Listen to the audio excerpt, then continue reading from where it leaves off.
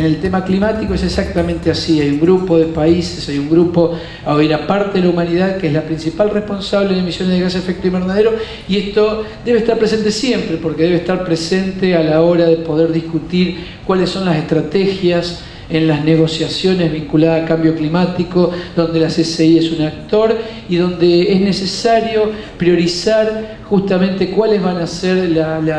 los requisitos o lo que les vamos a estar pidiendo a los principales responsables del cambio climático para poder sobrellevar esta situación. Esta es otra forma de verlo, que es el tamaño de los países agrandado en función de las emisiones de gases de efecto invernadero, y acá hay que plantear también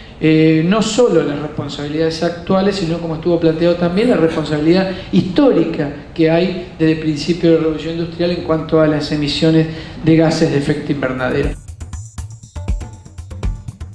Los impactos que va a tener en los países del Cono Sur, Bolivia, Paraguay, Brasil, Uruguay, Argentina, Chile, el cambio climático, que es solamente una síntesis de los documentos del IPCC, del panel intergubernamental y de las comunicaciones nacionales, y ahí se plantean, digamos, una cantidad de impactos que tienen que ver con los ecosistemas naturales, con la modificación de la hidrología. Hay casos, por ejemplo, que nosotros no hemos tenido en cuenta aún, pero por ejemplo el caso de la hidrología en el subcontinente hace que en una parte de Argentina llueva menos, y por lo cual es muy probable que haya mucho menos hidroenergía, que es la cuenca del Comahue, por ejemplo, o la región andina, pero también aparece la idea de que es muy probable que llueva más en la cuenca del Plata, pero la evaporación, producto del incremento de la temperatura, va a tener un saldo, en definitiva, de mayor reducción en cuanto a la producción de energía, con lo cual, digamos, hay una cantidad de efectos que va a tener el cambio climático,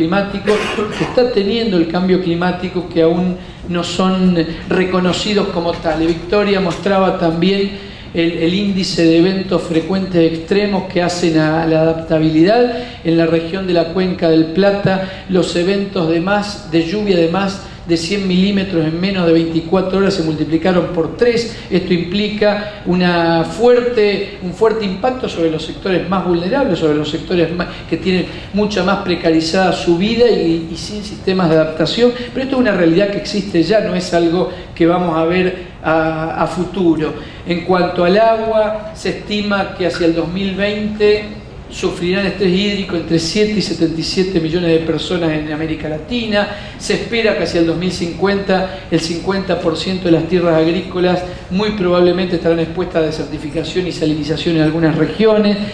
Bueno, van a variar los regímenes de precipitación en algunos lugares va a llover más, en otros va a llover menos. Esto va a provocar una serie de impactos, y bueno, hay una cantidad de datos que existen, que están disponibles en realidad ya hace muchos años, y es necesario que estos datos se transformen en políticas públicas, se transformen en herramientas que permitan, por un lado, encontrar herramientas de adaptación que permitan a los sectores más vulnerables poder sobrellevar esta situación, pero también poder encontrar los caminos que nos lleven a poder encontrar una solución en cuanto a las causas que están produciendo el cambio climático.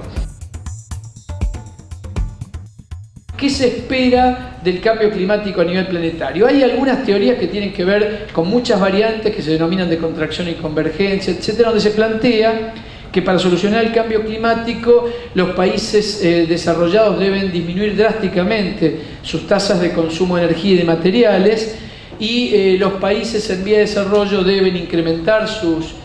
tasas de consumo en función de mejorar la calidad de vida,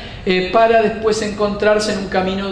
justamente de convergencia, en una ideal de una economía de emisiones de gases de efecto invernadero cero. Ahora, lo complicado de pensar esto es que si esto lo contraponemos con el crecimiento, por ejemplo, de las capas medias en China, la India, etcétera, donde se incrementa el consumo, esto estuvo planteado también en la introducción,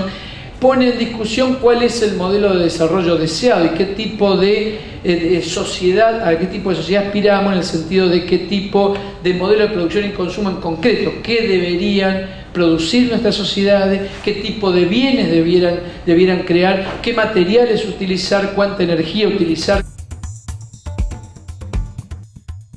En nuestro país, por ejemplo en Argentina, prácticamente el 40% de las emisiones se deben al sector energía, pero el 40% se deben al sector agrícola, ganadero. Lo mismo ocurre en Brasil, donde más del 50% de las emisiones están asociadas a la agricultura y a la deforestación, con lo cual en realidad también cambian los objetivos de hacia dónde trabajamos. Fíjense, en el caso del sector de Brasil, el sector transporte y el sector industrial son muy parecidos y son menores al sector de la agricultura en gran medida. Pero también cuando vemos arriba a la derecha esas barritas que aparecen en colores, nos muestran cómo han crecido las emisiones de gases de efecto invernadero, por ejemplo, en el sector del acero, el cemento, la pulpa de papel, el transporte. Y esto tiene que ver con lo que les mostraba Laura también del proceso de desmaterialización de las economías desarrolladas, que lo que están haciendo es requerir esa materialidad de nuestras economías y hacer que nosotros produzcamos estos productos en valores baratos, con mucha energía, con muchos recursos y con muchas emisiones de gases de efecto invernadero. Necesitamos que el tema de los empleos verdes no se convierta en un tema de empresas verdes y de